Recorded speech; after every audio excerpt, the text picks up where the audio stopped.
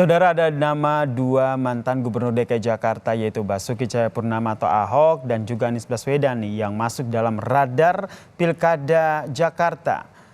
Bagaimana peluang keduanya untuk masuk dalam kontestasi Pilkada Jakarta 2024? Kita bahas bersama dengan founder Voxpol Center, Mas Pangy Syarwi Caniago yang telah bergabung di Kompas Malam. Salam sehat Mas Pangy. Malam Bang Yasir, Jadi salam Mas sehat. Pangy ngelihatnya seperti apa nih masuk dalam radar Pilkada Jakarta? Emang sebegitu besarkah kans dari mantan gubernur DKI Jakarta ini keduanya? Ya tentu kans itu peluang itu tetap ada ya. Mm-mm. Bagaimanapun pilkada ini kan sangat dinamis dan banyak faktor variabel. Makanya mantan-mantan gubernur itu tetap punya populis. Mereka sudah ada di ingatan masyarakat, sudah ada di benak masyarakat. Tinggal bagaimana melihat trennya ke depan, kansnya, peluangnya. Makanya seperti Anies, Pak Ahok, Mm-mm. siapapun, itu kan mereka adalah figur-figur yang bukan nama baru ya.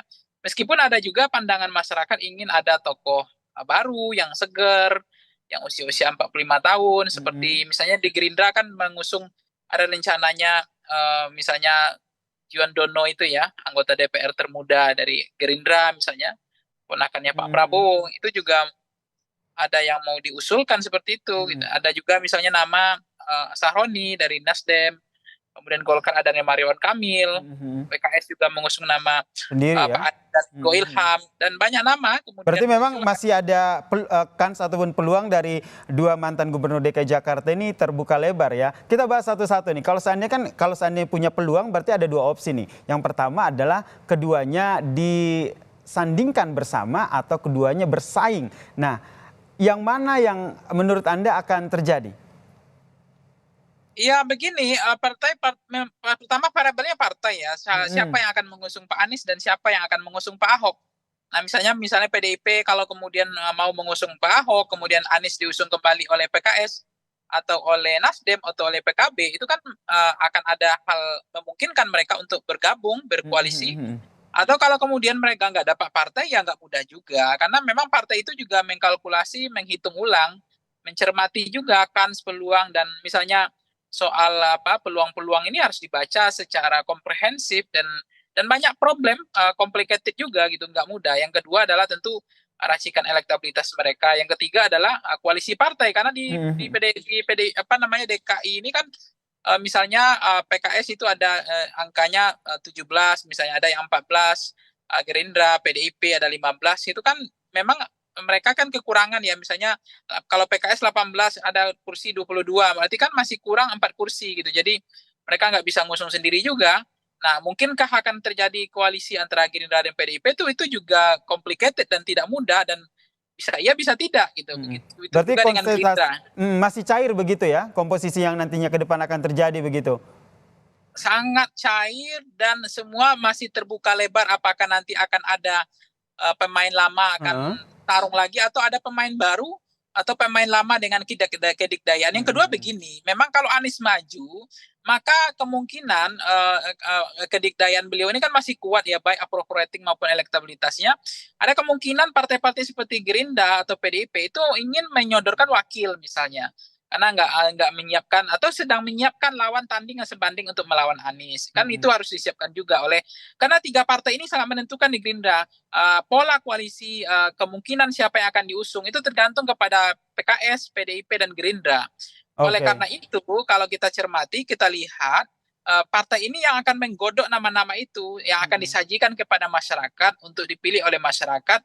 Jadi sehebat apapun elektabilitas, sepopulis apapun, kemudian kalau dia tidak mendapatkan rekom atau kursi dari partai politik, itu juga akan menjadi utopis, sesuatu yang hanya dibicarakan, santer diperguncingkan di awal, tiba-tiba hilang gitu. Mm. Jadi Percuma ya kalau apakah seandainya hanya tenar atau elektabilitasnya tapi tidak disertai dengan dukungan partai politik. Seperti yang tadi Anda sampaikan nih Mas Wangi, sangat cair begitu. Kalau kita berbicara soal politik yang dinamis, sangat cair, ada nggak sih kemungkinan kalau keduanya ini berkoalisi? iya Bang Yasir ya, semuanya sangat memungkinkan, apalagi kan bloknya irisan pemilihnya beda. Nasionalis dengan religius misalnya ya. Atau juga partai pengusungnya akan bersatu. Apakah mungkinkah PKS dengan PDIP akan berkoalisi? bersatu gitu ya antara blok ideologis yang spektrum politiknya berjarak antara kanan dengan kiri selama ini gitu. Jadi untuk bisa cair itu kan nggak mudah juga. Walaupun di beberapa koalisi, di beberapa pilkada, PKS sama PDIP itu bisa satu kolam, bisa bersama. Bahkan banyak berapa role model mereka sukses untuk berkoalisi. Nah, cuma untuk etalase atau spektrum politik atau miniaturnya Jakarta ini, kan peluangnya baik Pak Anies maupun Ahok ya, itu tetap akan ada peluang. Nah, cuma tidak semudah itu kita melihatnya. Misalnya ada juga pertimbangan politik identitas yang menguat, yang tidak mau terulang lagi ya, dan effortnya besar, pengorbanannya untuk negara. Itu juga ada muncul dari partai politik dipertimbangkan. Tapi ada juga partai politik, nama-nama ini nggak usah lagi lah, kita ingin nama-nama baru misalnya diusungkan oleh masing-masing partai ini supaya akan lebih refresh, lebih segar, regenerasi ke depan gitu. Baik. Atau jangan-jangan misalnya Pak Ahok nggak mau lagi ikut, itu juga belum tentu bisa mau atau enggak, kan itu juga menarik. Pak Anies juga misalnya mazhab pertama memang orang mengatakan Pak Anies nggak mungkin akan menurunkan levelnya dari tokoh nasional menjadi tokoh daerah, bertarung lagi itu melelahkan, effortnya juga besar.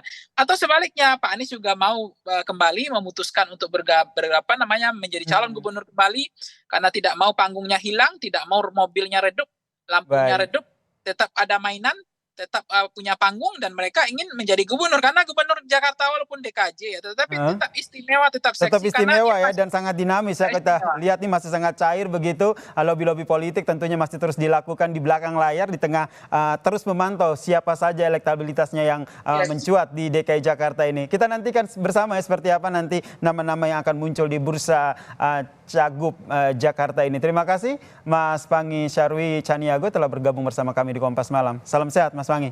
Salam sehat Mas Yasir.